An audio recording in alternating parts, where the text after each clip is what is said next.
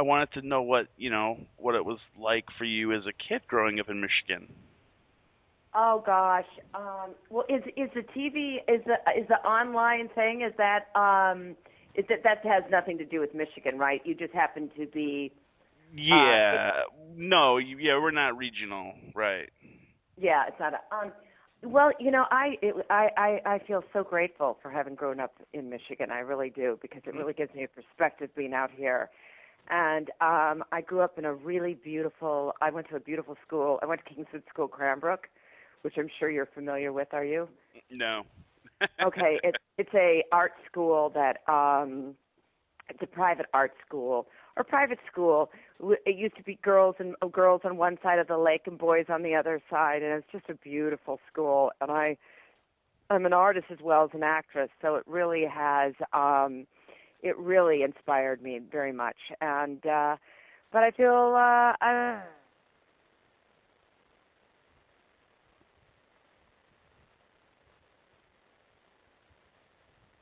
Can you hear me? I lost you again for some reason.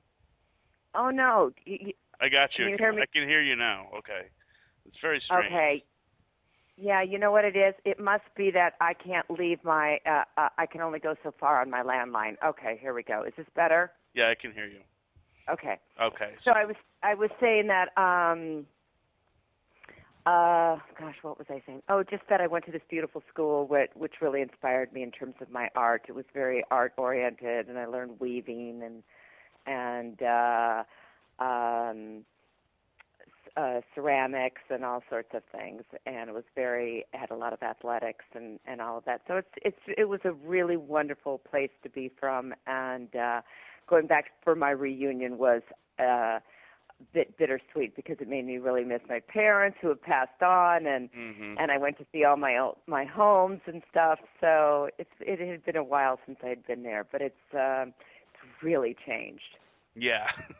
Yeah, really grown, really Sure. changed. Absolutely. That, So yeah. what do you think? I mean, where does this? I know you have acting in your family, right? So where do you think the interest in acting comes from originally? Well, my older sister Mhm. um, is as an actress, and she's 10 years older than I am, and I think she was just a big influence in my life. And I know that I've always been had a need to be creatively expressive. So I started doing a lot of dance in high school, and also, a little acting. But I really kind of caught the bug, I think, when I came out to college. I went to Scripps in Pomona College in Claremont, and then went on to the London Academy of Music and Dramatic Arts in London for 2 years. And I think I just really, I really at one point thought about being a dancer, but I knew that was a little harder road to go. And not that acting's an easy road, but in terms of physically your body and all of that. So I just started pursuing it. But I always had my older sister. My mother was very much interested in theater, and I used to go to a lot of theater when I was, younger. So that was my influence. Okay. And then tell me about your time in London. How did that sort of Oh, I shape? loved that. That was Yeah. well, after I went to college, I was for 4 years, and I actually one of the semesters was chosen by Pomona College. There was 5 of us chosen, or 6 of us chosen, to go over to all of Eastern Europe and share our improv techniques with. We went to Poland, spent a month in Poland, a month in Yugoslavia. That time it was Yugoslavia, Greece, England. It was fantastic experience. That was wonderful. And then that was my junior year. I spent a semester over there just traveling and sharing our kind of techniques of how we were taught in the States with and experiencing their different techniques in their different acting schools and colleges through Europe. Mhm. It was a fantastic experience. And then I went to London, yeah, for 2 years. It was wonderful. I think it really helped to shape my instrument. I mean, in terms of my voice and really set a precedent for discipline. And it was it was it was just a wonderful experience. Saw theater all the time. Hmm. Worked with Peter Brooks. I mean, it was just a wonderful experience. Cool. Yeah, yeah, I And loved it. and then you came back and you Mhm. Then I you came out to Then I came out to Los Angeles, which is, in a sense, I'd spent all this time really training myself to be a stage actor and all of that, and had even done some stage in London at the Old Vic, and um, our class at Lambda ended up performing at the Old Vic, which was a really cool experience.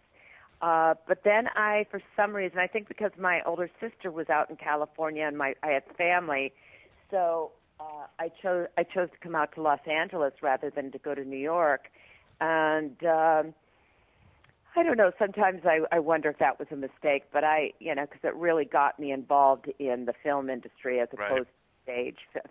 Film. I mean, stage is really not. I mean, if you're going to do stage and really seriously do it, New York's the place to be. Sure. And do you think there's a difference in the arts between film acting and stage acting? Well, of course, I mean there is, but I think if you're a good stage actor, you'll be a great film actor too. It's just a matter of toning it down a bit, but yeah, there definitely is, and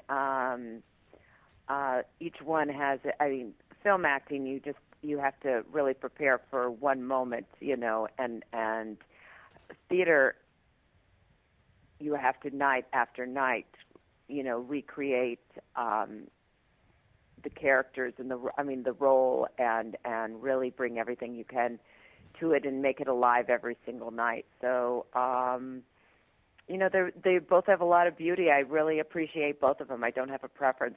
I do a lot of stage out here. I'm a part of the Actors Studio now. Hmm. So I and I'm developing a piece right now, a play with them, with Marty Landau there. So it's I really enjoy both of them. Unfortunately, there's more money in film, unless you get, I've made most of my money in terms of this business. I think it's more financially lucrative to be in film and television Hmm. than it is in stage. Out here, if you do equity waiver, you're not paid anything, So it's, you get to do a lot of roles that you don't get to do in television, or you don't get as typecast necessarily. Mm. And you mentioned Landau, and there's a great meaty, a real meaty role you got to play with this film, No Place to Hide. Mhm. That was a really great role for you. It's a kind of a strange movie, Yeah. Yeah. It was a bit strange. It was. I don't even know. Did it ever come out? I guess yeah, it did. it came out on VHS. Yeah. It was a movie that had this stellar cast. I mean, it was Chris Christopherson, myself, Drew Barrymore, and Martin Landau, and it was just amazing. Yeah, this is before I was even involved with the Actors Studio. I did that movie, and Marty Landau is one of the moderators right now on the West Coast Actors Studio. And they got it's just yeah. Go ahead. So it's fun to see him. I see him every Friday unless I'm working, but and he moderates a lot of scene work, and it's just it's just a treat to see him. But I had a great time working with him and all of those actors in that. That movie I thought had such potential, and then they ran out of money at the end. It was for like Canon Pictures. So strange. Yeah, right. And it's so strange because they put you in like a bolo tie in every scene. Mm-hmm. If you go back and watch, you wearing like a bolo tie in every scene. Oh, that's so funny. And you may have got to hang with OJ, right? Which was not too long. Oh my God, yes. As a matter of fact, OJ came to my wedding. He caught my bouquet. Oh my. He and Nicole years ago. Yes, it was quite a trip.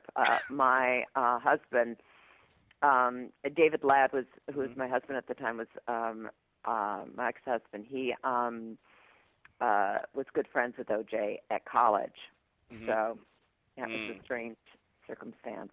It seemed as where it led to, because both he and Nicole were at our wedding. Yeah.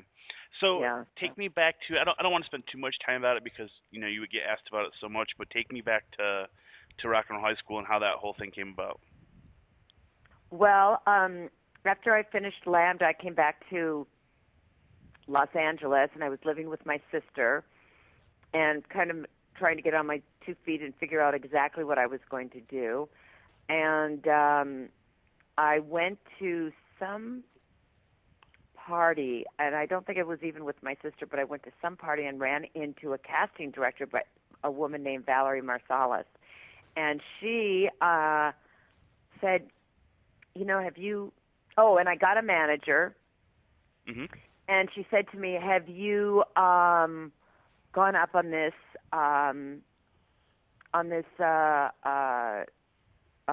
movie, Rock and Roll High School? I said, no. She goes, do you mind if I put you up for it? And I said, no, I'd love it. So I went in and I met with Alan Arkish, and Kate Rambeau was the only part that had not been cast. And literally the movie was about to start on Monday, and this was like on a Thursday. And they cast me in the room. It was really a cool experience. And my manager at the time, or my agent at the time, had no idea. It was like one of those things about the project, and so it just ended up being, supposed to be. But it was a really great experience, and it was just, I had no idea who the Ramones were, so it was really me playing myself through a lot of it. Right. Did you? I mean, you ever, all these years later, did you ever get surprised, and are you surprised in terms of like how much distance this film has had and how it's grown and people have loved it, and I'm sure you get recognized? Yeah, I am really shocked because the last couple of years I've been going out on conventions solely for this movie. Okay. I go to like different. I go with PJ Souls, and we go to. She's a big horror. She has a big horror following, but they also will. That's how you said horror. Yeah, I know. I meant yeah. Sorry. I'm like, oh boy, okay. Yeah. Yeah, sorry. Anyway, yeah, she's got a big following from Carrie and from Halloween, and so they always have me and Mary tag along for Rock and Roll High School, Mary Warnoff, and it's just got such a huge following, and I just had no idea. I've really, I think, in the last number of years, just awakened to it. Alan is such a great director. Like, if you just watch the way he shoots things, and there's so much love there. I love when you guys pop back up and shake, rattle, and roll. And I love that scene you're doing. There's you and PJ and Howie Mandel, and you're doing this courtroom scene in that, for that shake, rattle, and roll thing, and the music gets your character so excited you take your glasses off and wipe them off. Yeah. It's hilarious. It's hilarious. Yeah. No, he's really. I've worked with him. I worked with him again on Crossing Jordan. He's really. I wish I had an opportunity to work with him more, because he's really a fine director, and has gone on to do a lot of television. A lot of TV. But he's very clever, and he's so brilliant about music. He knows so much. He has a huge library, a lot of LPs and vinyl, and he just really is. He's got a major collection. He's just a music guy and a film buff, and I see him occasionally at these different Rock and Roll High School reunions, so it's fun. And then with the original Rock and Roll High School, can you tell me about shooting the big dance number in the gym? Oh yeah, that was a lot of fun. Well, that Alan actually, that was the last day of shooting, and Alan, or Alan Arkush had some heart episode or something that he got very